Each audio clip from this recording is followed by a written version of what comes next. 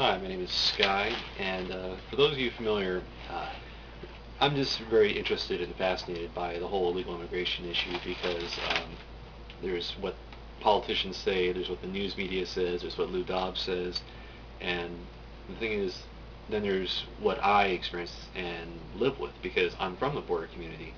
And today, Sunday, March 23rd, 2008, two articles in the Imperial County Press, which you can go to ivpressonline.com. You may have to register, but you can read these articles.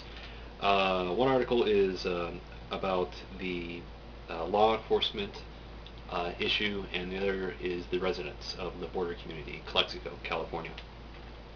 Now, so the law enforcement Calexico Police article, Police Chief Jim Neujahr, Neujahar, says that let's see, about 2007, about 1,587 calls came from the port of entry and were related to border incidents. That's about the rate of about 2 or 3 calls per hour. And the thing is, they're about ready to stop responding because oftentimes they find somebody who has a warrant out.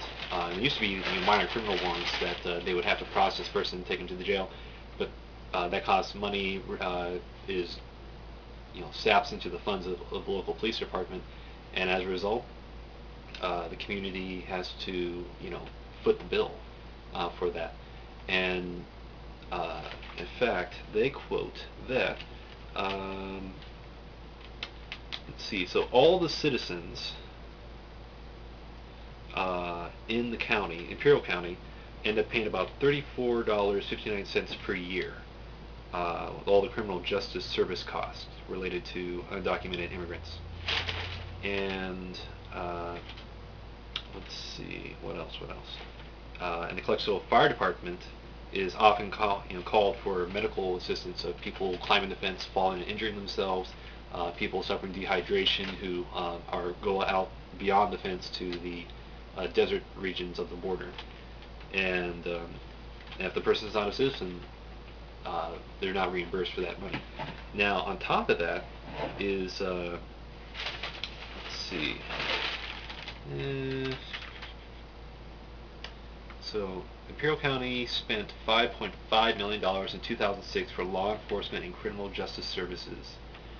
Let's see, and according to Arizona University, they did a study that collectively the southern border regions spent $1.23 billion from 1999 to 2006 for like medical aid costs.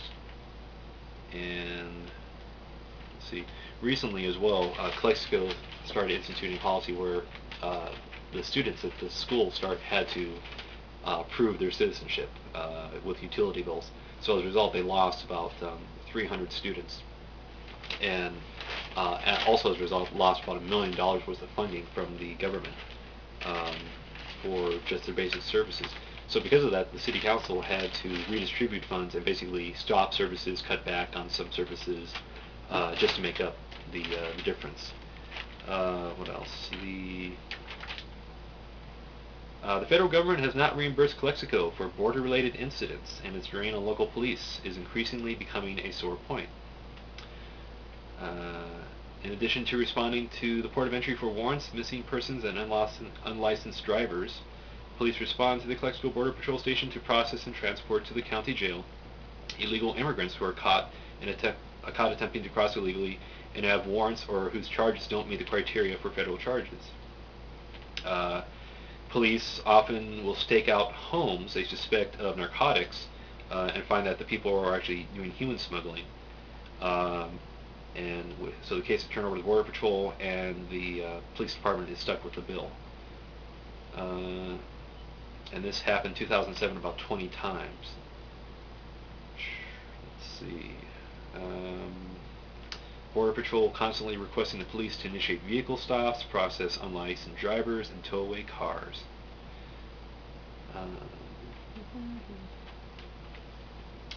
Let's see. A Department of Homeland Security program addresses the lack of money, the lack of funds. Operation Stonegarden distributes a total of $60 million to border agencies along both the Mexican and Canadian frontiers annually to respond to border issues. But that sum is minuscule considering the number of agencies along the border impacted by border issues. So all told, there's about 24 counties, and the representative, or along the Mexican border, the representative for my county and San Diego County is U.S. Rep. Bob Filner. Let's see. The police chief, Neujahr, said he would like to get at least $333,000 from Stonegarden. That's what it would take to post a Calexico police officer annually at the port of entry and process all the calls there. So, not too bad of a price. So $333,000. So if you divide that 3 ways, 8-hour shifts, 110,000 a year salary. That's pretty good. Let's see, and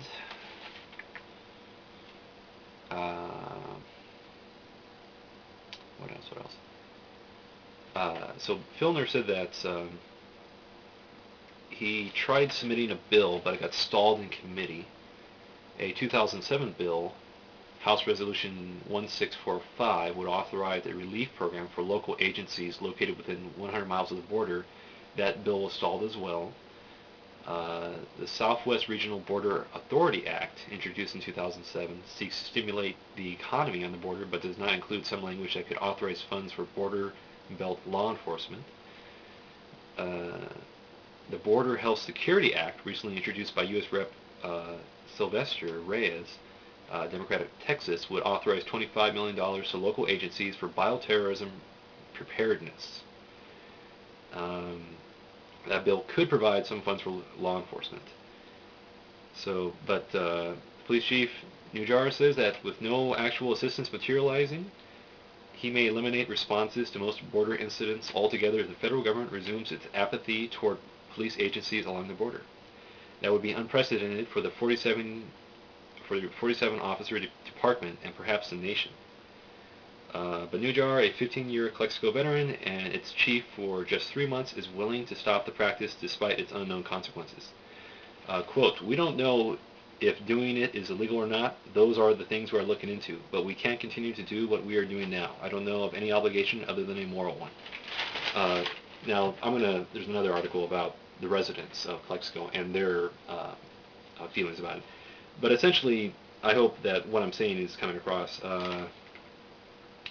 So Chief Neujahr also spoke with U.S. Senator Dianne Feinstein about the issue. So, but essentially, what I'm getting at and what's apparent is that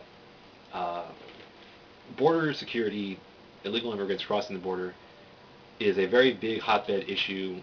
But where is the money? Where is the funding that's supposed to go to the border communities to wrap it up? The Border Patrol and Customs is increasing. There's a lot more agencies. They have a new office down here in a training facility. But other than that, how is the federal government helping out my community with all the money that's going into doing what's expected of us? So I find it interesting that all these people are saying illegal immigration is a big problem. All these representatives, all these congressmen, all these politicians are saying that, but what is being done? How are they helping? Because if these bills are being proposed and they're being stalled in committee, they're not going forward, they're not going up to the Senate, that is the representatives themselves who are arguing against those bills. So, what's going on? That's what I'm curious about. Stay tuned for part 2.